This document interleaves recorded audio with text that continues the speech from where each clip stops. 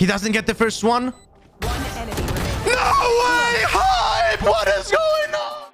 Another chapter of competitive Valorant is ahead of us. The new season will be packed with exciting plays and strategies, but which agents will dominate the battlefield and steal the spotlight? Let's hear from some of the pro players and coaches from the EMEA region. He'll drop down and take the first. His health's about to reset on back up. He's avoiding the fight for now. The res punish. A weapon retreat. What?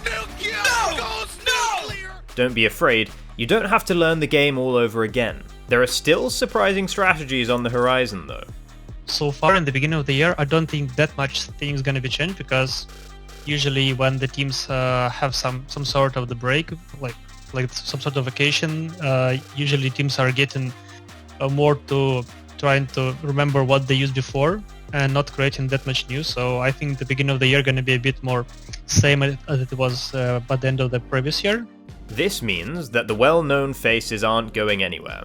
Viper and Astra continue to be a prevalent agent combination, as well as the good old duo of Breach and Jet. Strongest combination of agents, in my opinion, gonna be Jet plus Breach, because like Dash with Flash, insane strategy in Valorant. Speaking of the devil, we asked our experts who they consider to be the best agent with the highest solo carry potential.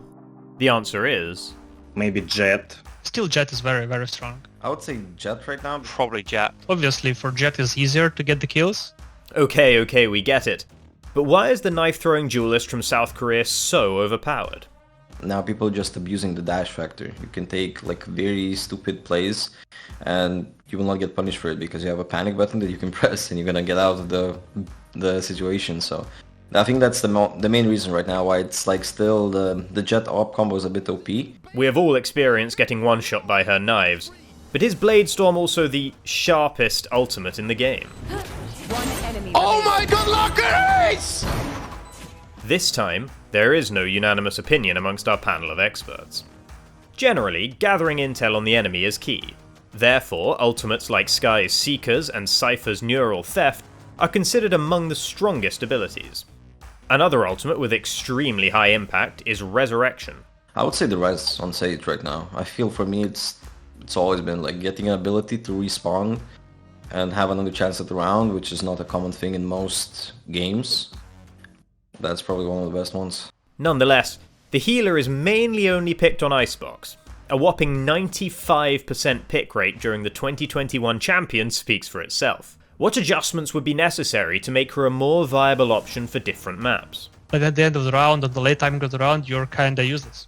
And I think if it will be some sort of different ways of using your skills, like maybe the slow orb is going to be rechargeable instead of heal or something like that, I think it could be used way better at late rounds and it will be stronger. Since we're already on the note of changes, how might the meta shift with the new patch? The biggest change since Champions has probably been the introduction of like Chamber, I think, like as an agent. You know, people having to get used to another Sentinel that can be a bit more aggressive.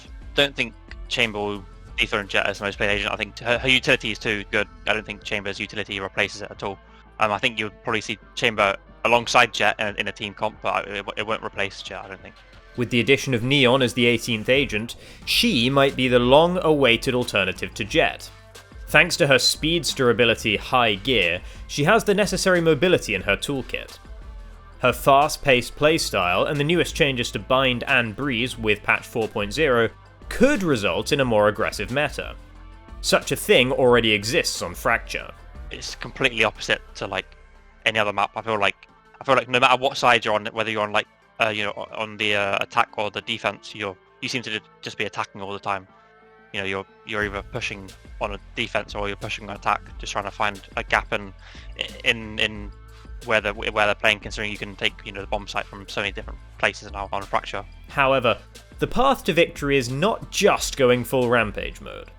Our pros suggest employing a calmer mindset for this map in order to be triumphant. For most like advanced teams, it's gonna be slow, and there's gonna be a lot more utility on the map. Like you will see a lot more comps when there's like heavy utility teams, like using even Cypher, Killjoy, Breach, like using double Sentinels, using Sage, Viper. It's gonna be like a very heavy utility map, and the team that has the most patience is gonna win most likely on that map. Will this really be the key to success?